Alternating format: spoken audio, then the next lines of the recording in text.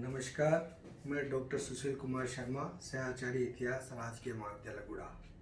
आज हम बीए भाग तृतीय के सिलेबस टॉपिक रणजीत सिंह एवं उसके अधीन पंजाब का उत्थान इस विषय पर चर्चा करेंगे।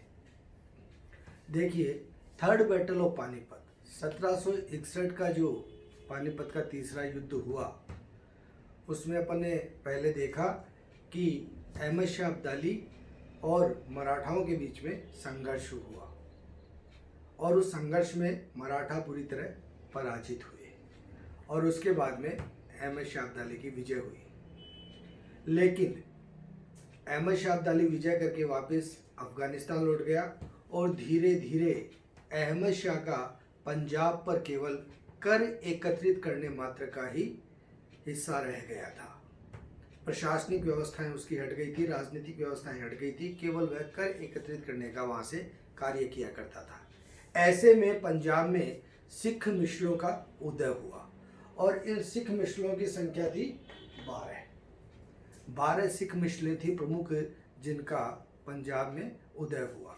और उसी में से एक मिसल थी सुकर चकिया मिसल। उसमें 2 नवंबर 1780 को रणजीत सिंह का जन्म हुआ और इस मिशन के प्रमुख थे महासिंह, उनके घर इनका जन्म हुआ।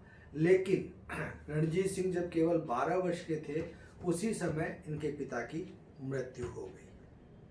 तो 1792 से 1797 तक एक प्रतिशासन परिषद के द्वारा पूरा शासन चलाया गया, जिसका समय था 1792 से 1797। और उसमें 3 व्यक्ति प्रमुख थे। एक इनकी माता थी, एक इनकी सास थी सदा कौर और एक इनके दीवान थे लखपत राय। इन 3 व्यक्तियों के द्वारा ये शासन चलाया गया। 1797 में आकर रणजीत सिंह ने स्वयं सत्ता संभाल ली और उसके बाद में उन्होंने 1799 और 1802 ये ऐसे 2 वर्ष थे जब उन्होंने लाहौर व अमृतसर पर अपना अधिकार कर लिया। एक को अपनी राजनीतिक राजधानी बनाया, एक को अपनी धार्मिक राजधानी बनाया और धीरे धीरे अपना परचम हर तरफ फैलाने लगे। रणजीत सिंह के लिए कहा जाता है कि रणजीत सिंह व्यक्ति बड़े ही चतुर व्यक्ति थे और उनके द्वारा धीरे धीरे इन सिख मिसलों का संगठन किया गया और इन सिख मिसलों का संगठन करते हुए उनके द्वारा एक बड़े राज्य की नींव रख दी गई और यह राज्य विस्तारित होने लगा। इस समय उन्होंने जो शासन प्रशासन बनाया, उसमें राजस्व की जो व्यवस्था थी उसमें मुगल व्यवस्था को ही लागू रखा। मुगल व्यवस्था के अनुरूप ही सकल उत्पादन के 50% का हिस्सा उसके द्वारा कर के रूप में लिया जाने लगा।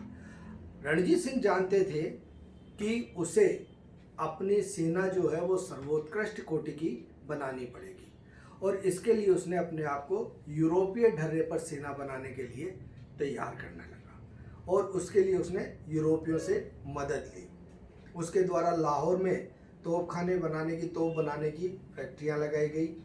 अपनी सेना को पूरे यूरोपीय ढर्रे के ऊपर संचालित करने के लिए एक्सपर्ट्स उसके द्वारा लगाए गए और धीरे धीरे यहाँ पर यह स्थिति भी थी कि रणजीत सिंह जो था वह धर्म सहिष्णु भी था। कहा जाता है कि उसका सबसे विश्वास पात्र मंत्री जो था वह फकीर अजीजुद्दीन था, उसका वित्त मंत्री दीनानाथ था और उसने अपनी सेना को तो इस श्रेष्ठता की सीढ़ी पर लाकर खड़ा कर दिया था कि कहा जाता है कि उसकी सेना एशिया की दूसरी सबसे बड़ी सेना थी और पहली सेना माना गया है ब्रिटिश ईस्ट इंडिया कंपनी की सेना और दूसरी सेना रणजीत सिंह की सेना थी।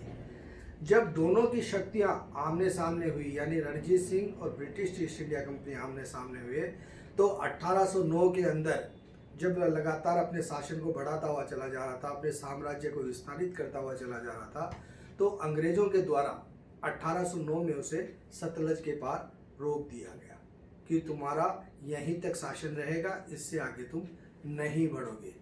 इस समय रणजीत सिंह भी समझ गया था कि उसके पास अंग्रेजों से टकराने का सामर्थ्य नहीं है, उतनी ताकत उसके पास नहीं है। उसने भी अपने आप को वहीं पर रोक दिया। अपन ये भी कहना चाहेंगे कि रणजीत सिंह ने यह जो खतरा था अपने आने वाले शासकों के लिए छोड़ दिया था। 25 अप्रैल 1809 को अमृतसर की संधि हुई और इस संधि के साथ में अंग्रेजों का और रणजीत सिंह का शासन प्रभार बन गया। इसमें 3 मुख्य स्थितियां बनाई और अंग्रेजों के द्वारा अब रोक दिया गया कि सतलज को पार अब आप नहीं करोगे।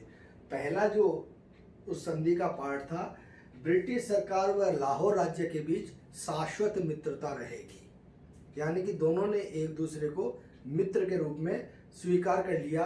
सतलज को सीमा बना दिया गया कि सतलज को पार नहीं किया जाएगा और सतलज के वाम तट पर जितने भी प्रदेश हैं उन प्रदेशों में भी स्थिति जो है वह रणजीत सिंह केवल अपने अधीन रखेगा, उससे आगे अपने क्षेत्रों को विजित करने का प्रयास वह नहीं करेगा।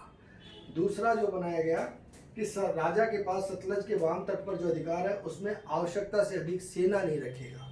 अब रणजीत सिंह के ऊपर दूसरा अंकुश लगाया गया कि उसकी सेना पूरी तरह से लिमिटेड होगी, उसकी संख्या लिमिटेड होगी, उसमें वह किसी भी प्रकार की अभिवृद्धि नहीं करेगा, नए क्षेत्रों को जीतने का प्रयास नहीं करेगा और अपनी सेनाओं को वहां तक ही समायोजित रखेगा।